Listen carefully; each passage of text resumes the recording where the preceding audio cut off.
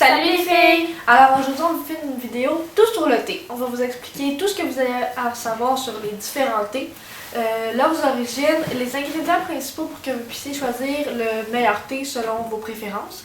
Puis on va vous expliquer les bienfaits qu'ils ont sur le corps. Donc sans tarder, on va passer à la vidéo! Donc tous nos thés viennent du Davids Tea. Le premier par lequel on va commencer c'est un thé blanc, c'est le thé Méli-Melon. Puis aujourd'hui, dans le fond, moi, je connais quand même beaucoup le thé. J'aime quand même ça, j'en bois régulièrement. Puis Véronique, elle n'en boit pas vraiment, parce qu'elle pense qu'elle n'aime pas ça. Peut-être qu'aujourd'hui, elle va découvrir qu'elle aime ça finalement. Donc, vous allez avoir deux avis plutôt qu'un. Donc, un Méli-Melon, c'est un des thés qu'on a fait froid. Parce que, dans le fond, tout ce qui est fruité, moi, personnellement, j'aime mieux ça froid. Puis, ça fait un petit peu différent. Donc, on va vous mentionner ceux qu'on a fait froid, ceux qu'on a fait chaud. Dans le fond, quand on infuse un thé chaud, on va mettre la quantité recommandée de thé dans votre poche que vous allez infuser selon la sorte de votre thé que vous allez utiliser. Par exemple, un thé blanc, il faut l'infuser de 4 à 5 minutes. C'est pas comme ça pour tout l'été. La seule différence pour le faire froid, c'est que ce que nous on fait, on va prendre la même quantité de thé dans la moitié moins d'eau, donc la moitié d'une tasse, puis on va le faire infuser le même nombre de minutes. Donc la concentration du thé va être vraiment présente.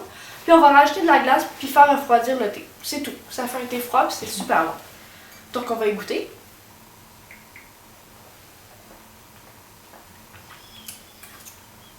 Ouais, il goûte vraiment le melon d'eau.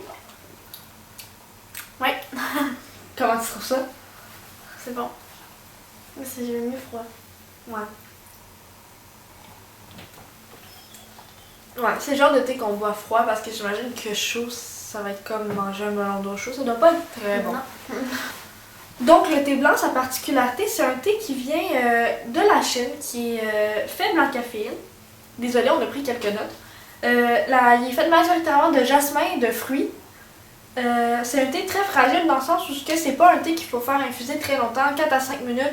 Même si on aime le thé vraiment fort, il faut pas vraiment le faire infuser plus longtemps que ça parce qu'il peut avoir un goût vraiment amer et bizarre. Puis, ses particularités, c'est qu'il contient des bons antioxydants et il renforce le système immunitaire. Puis la particularité de ce thé-là, c'est qu'il est cultivé seulement une fois par année pendant 1 mois. Donc, c'est ça. Le deuxième thé, c'est un thé vert. C'est le gelato à la lime. Ça sent vraiment la lime. Ouais, vraiment. Puis celui-là, c'est un thé chaud. Il fait vraiment du bien à la gorge. En tout cas, j'ai mal à la gorge. Ouais, moi, je l'aime bien. Ceux qui aiment les thés au citron, mettons pour les maux de gorge ou quoi que ce soit, ils vont bien aimer ce thé-là. Il est un peu, c'est sûr qu'il goûte plus la lime que le citron, mais il vient quand même aider beaucoup pour la gorge. J'ai vraiment senti tout de suite qu'il faisait une différence. Puis, ouais. Moi, les thés chauds, je trouve tout le temps que ça goûte l'eau chaude. Ouais. Donc, j'ai commencé à thé glacé. Ça serait meilleur, ça plus goûter. Pour ceux qui n'aiment pas le thé. Mais j'imagine que dans le fond, les thés, moi j'ai commencé à aimer ça parce que j'ai tout le temps froid, puis ça me réchauffait. Ouais. Fait que c'est sûr que les thés chauds, c'est peut-être moins priorisé, mais pour les thés froids, exemple comme Méli-Melon, on aurait pu rajouter des morceaux de melon d'eau dedans ou d'autres fruits pour accentuer le goût. Pour, mettons un petit punch. Donc, les particularités du thé vert. C'est originaire dans le fond de la Chine, de la Corée, des États-Unis, de l'Inde puis du Japon. Les ingrédients qu'on retrouve souvent dans des thés verts, c'est de la citronnelle, de la gingembre, des jasmins puis du zeste d'orange. C'est surtout réputé pour être un bon antioxydant. Puis c'est ça.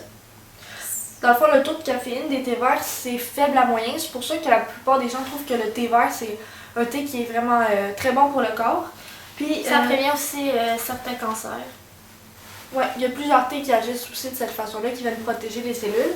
Puis aussi, dans le fond, pour le thé vert, un des plus connus, c'est Perle de Dragon. Dans le fond, Perle de Dragon, peu importe la marque ou la compagnie de thé avec laquelle vous allez aller, ça va être exactement le même thé parce que c'est un thé qui est fait à la main et qui n'est pas modifié. Donc, que vous allez avec Thé Taxi ou avec Davids Tea, ça va être exactement le même thé. Personnellement, je ne l'ai pas aimé, je trouvais qu'il était beaucoup trop fort. Je pourrais essayer de l'appréhender d'une autre façon. Exemple, peut-être essayer de faire un latte ou quoi que ce soit avec, puis peut-être que j'aimerais plus le goût. Mais j'ai pas encore testé pour le moment. Le troisième thé, c'est le thé oolong. Dans le fond, le thé qu'on a choisi, c'est Heureux Kombucha ou Kombucha. Je sais pas exactement comment ça se dit. Mais dans le fond, tous les thés qu'on a choisis, c'est des favoris ou les plus populaires dans chaque catégorie de thé. Donc, nous, on voulait essayer celui-là parce qu'on trouvait qu'il y avait un petit goût fruité un peu plus attirant que les autres. Il sentait bon aussi. Ouais, il sent les fruits tropicaux, ils sont vraiment bons. Lui, on l'a fait en thé chaud également. Oh, il est très bon. Il est léger. C'est chaud. Ouais.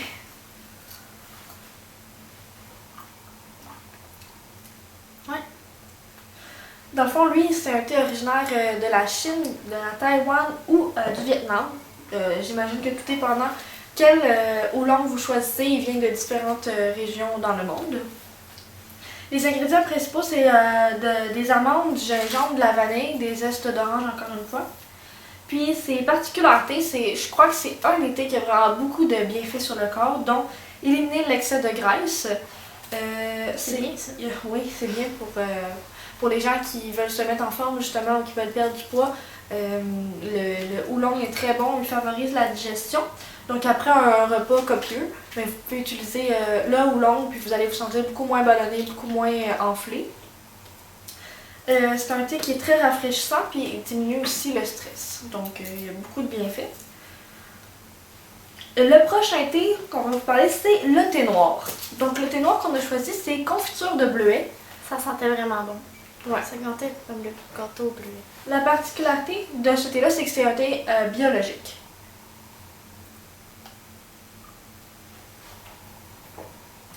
Puis lui aussi, on l'a fait chaud. Je sais pas si j'aime le goût. Ah, moi non. Non, je trouve qu'il y a un goût bizarre. C'est sûr qu'un fruit chaud, c'est peut-être pas tant le meilleur. Là. Faudrait peut-être l'essayer froid, peut-être qu'on l'aimerait. Peut-être, ouais. Mais justement, c'est un goût de fruit très prononcé. Peut-être que moi, en tout cas, quand je bois des thés aux fruits qui sont chauds, j'ai vraiment l'impression que je bois mon jus chaud. Non, c'est pas très bon. Je l'essayerai froid, ouais. Dans le fond, ce thé-là, les thés noirs sont originaires de la Chine, de l'Inde, du Kenya, du Népal, du Sri Lanka, de Taïwan puis de Vietnam. Les ingrédients qu'on retrouve, c'est surtout la cannelle, du chocolat, du gingembre, la noix de coco. Puis les bienfaits de ce thé-là, bienfaits sur la santé cardiovasculaire en général. Il y a de l'antioxydant vraiment puissant. Puis ça freine l'ostéoporose. Pour ceux qui ne savent pas exactement c'est quoi l'ostéoporose, ça se développe plus en vieillissant. Dans le fond, c'est que les os deviennent très poreux puis ils sont plus faciles à casser. Souvent, on attend des dames âgées qui se cassent une hanche et que c'est très présent pour les femmes âgées, justement au niveau des hanches, l'ostéoporose. Donc, c'est très bon ce thé-là, il prévient cette maladie. Donc, le prochain, c'est un pu'er. C'est un thé originaire de la Chine et nous, on a pris le pu'er caramel anglais. On l'a fait également en thé chaud. Oui.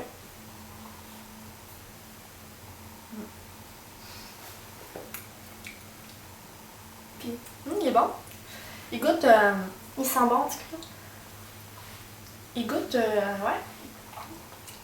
Il goûte vraiment le caramel anglais. C'est sûr que c'est pas un goût qui est vraiment prononcé ou nécessairement velouté. Par contre, je crois que c'est le genre de thé qui pourrait être très bon en latte, justement pour ajouter un petit goût velouté. En latte, ouais, ça serait meilleur. Pour ajouter un goût velouté, ouais. Donc, comme je vous l'ai dit, c'est un thé originaire de la Chine. Ça contient principalement du cacao, du caramel et du chocolat. La particularité de ce thé-là, c'est que c'est un thé qui est fermenté pendant plusieurs années, souvent 5 ans. Donc, il est très goûteux. Il ne faut vraiment pas le faire infuser trop longtemps pour ne pas avoir un goût trop amer non plus.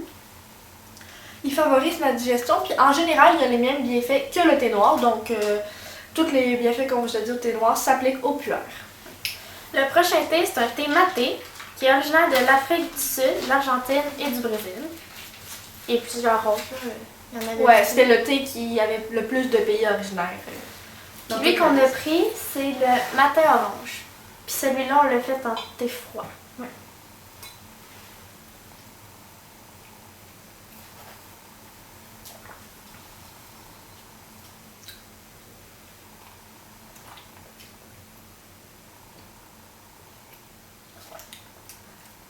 Je sais pas s'il est... Je pense qu'il manque d'infusion, honnêtement, parce qu'il goûte pas beaucoup. Ouais, ça c'est vrai. Ou parce qu'on a mis trop de glace. Donc, Ah, je serais pas à faire infuser un petit peu plus longtemps pour voir. Pour celui-là, il disait que c'était 4 à 7 minutes, donc peut-être que j'irais plus vers le 7 minutes que le 4 minutes. Aussi. Les ingrédients qu'on retrouve, il y a des fruits, de la camomille, de la cannelle, du citronnelle, du gingembre, puis de l'hibiscus. Puis c'est un stimulant efficace contre la fatigue, ça favorise la digestion, puis ça stimule mentalement. Donc, c'est un thé qui pourrait être vraiment très efficace le matin en se levant. S'il y a des gens qui n'aiment pas le café, ça pourrait être une très bonne alternative. Le prochain, c'est le rooibos. Celui qu'on a, c'est limonade rose. On l'a fait en thé froid. Ce serait cool, ça goûte comme la limonade. Il sentait pas vraiment la limonade. C'est de la bonne limonade. Mais ce serait le fun qu'il goûte ça.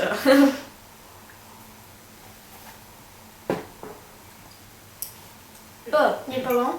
je crois qu'il est trop infusé. Lui. Oui. Trop infusé ou c'est juste le goût qui est vraiment prononcé, mais il sentait fort. Il sentait pas la limonade, mais il sentait fort déjà à la base. On s'est dit que peut-être qu'il allait vraiment goûter la limonade. Mais il sentait comme un arrière-limonade, mais avec des coups plus forts. Et ouais, il y a un ingrédient, on dirait, plus présent que le goût de limonade rose. Je le réessayerai pour voir si c'est vraiment juste cette fois-ci, l'infusion ou quoi que ce soit, mais s'il goûte vraiment ça, moi personnellement, je l'aime pas. Moi non plus. Donc, les rooibos, c'est des thés originaires de l'Afrique du Sud, de l'Allemagne et des États-Unis.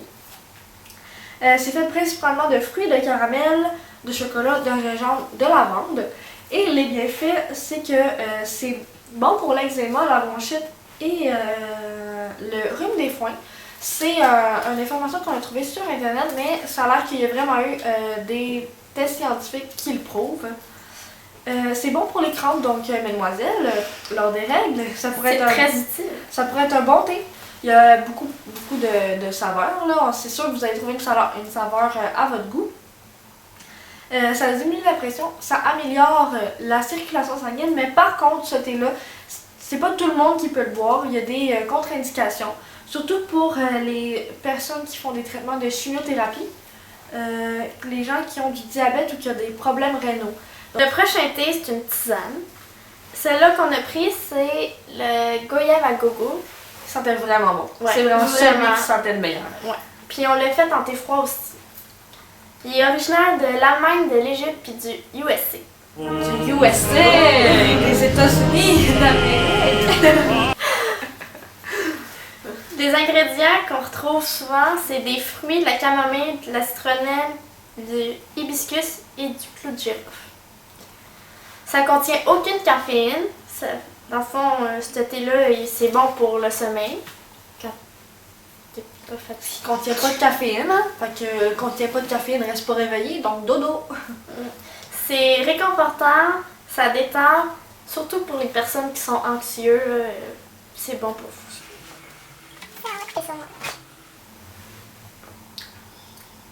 vous. Vraiment bon.